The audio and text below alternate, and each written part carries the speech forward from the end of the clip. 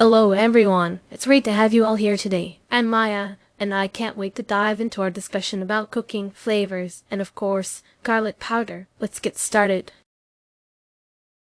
So, there was this one time when I was preparing a classic dish for a local food festival. It's a family favorite called garlic lime shrimp tacos. I was halfway through making the spice blend when I realized I was out of garlic powder. It's a key ingredient that really brings out the flavor in the shrimp. Garlic powder is essentially dried and ground garlic, which has a milder taste compared to fresh garlic. It's a staple in many Floridian kitchens, especially for dishes like seafood, grilled meats, and even for seasoning fries. It's versatile and convenient, perfect for when you want a quick burst of garlicky goodness without the fuss of peeling and chopping. Faced with this garlic powder shortage, I had to get creative. Instead of just finding a substitute, I decided to make my own seasoning mix using fresh garlic, a dehydrator, and a grinder. I thinly sliced fresh garlic, dehydrated it, and then ground it into a powder. It was a bit of a process, but the flavor was incredible, intensely aromatic and fresh. It added a whole new dimension to the dish, and I even got compliments from the festival goers for the unique twist. That sounds amazing, Maya. I love how you took the challenge and turned it into an opportunity to create something new. Fresh garlic definitely has a different depth of flavor. I can imagine the tacos were a hit. Absolutely, Sarah. Maya, your resourcefulness is inspiring. It's impressive how you stayed true to the dish's essence while adding a unique twist. In Texas, we've often used garlic powder in barbecue rubs, and I can see how fresh garlic would bring a wonderful freshness to it. I agree with Jennifer. Maya, your creativity shines through in your cooking. I love that you made your own garlic powder. In Washington, we use garlic powder in everything from roasted dishes to soups. The idea of making it from scratch sounds like a fun weekend project. Well, Maya, that sounds delicious and inventive. Freshly made garlic powder must have been a revelation. In New York, we use garlic powder in everything from marinades to pizza toppings. The convenience is great, but there's nothing like the punch of fresh garlic. Following up on Emily's point, I usually buy garlic powder from local spice markets. When purchasing, I'd always check for freshness. The fresher the powder, the more potent the flavor. The color should be a light, vibrant beige, not dull.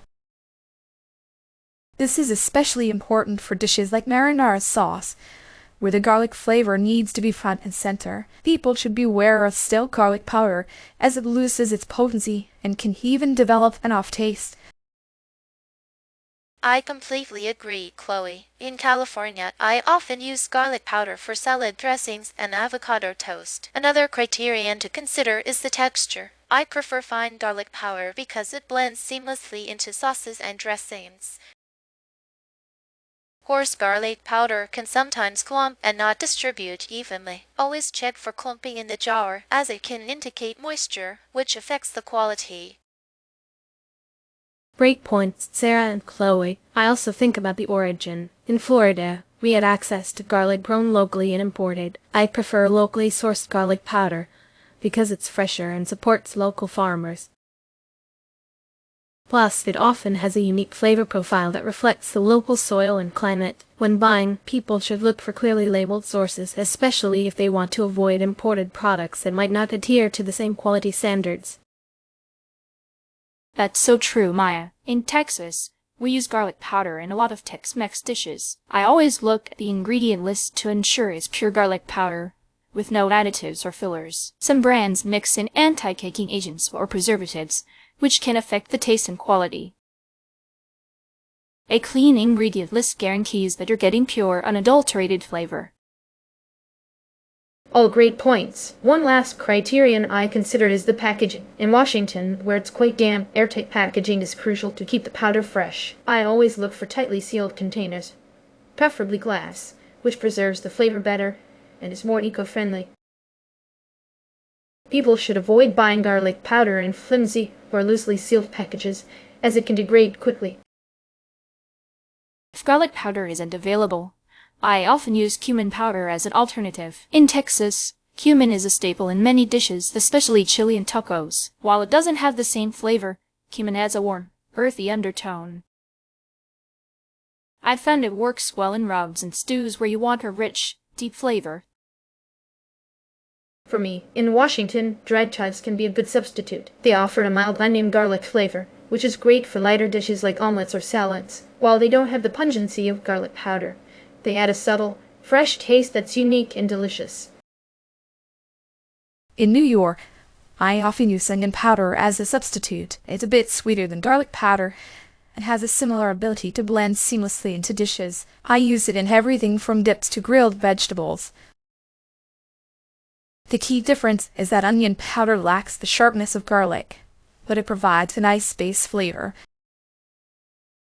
In California, I sometimes use fresh garlic as an alternative, minced finely. It's not as convenient, but the flavor is unmatched, especially in fresh dishes like bruschetta or pesto. The main difference is that fresh garlic has a stronger, more immediate taste, while garlic powder is more subtle and evenly distributed.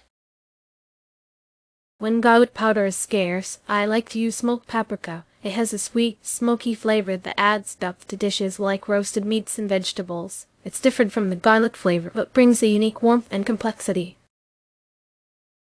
The smokiness adds a new dimension, especially in grilled dishes. Thanks everyone for your wonderful contributions. Today we discussed garlic powder, its importance in various dishes, and how to select the best quality. Chloe talked about checking freshness and color. Sarah emphasized texture. I mentioned origin. Jennifer highlighted the importance of a clean ingredient list, and Emily discussed the significance of airtight packaging. We also explored various alternatives like cumin, dried chives, onion powder, fresh garlic, and smoked paprika. It's been a pleasure hearing all your insights. And with that, we wrap up our discussion on garlic powder and its many facets. Thank you all for tuning in and joining us on this flavorful journey. Until next time, happy cooking and take care.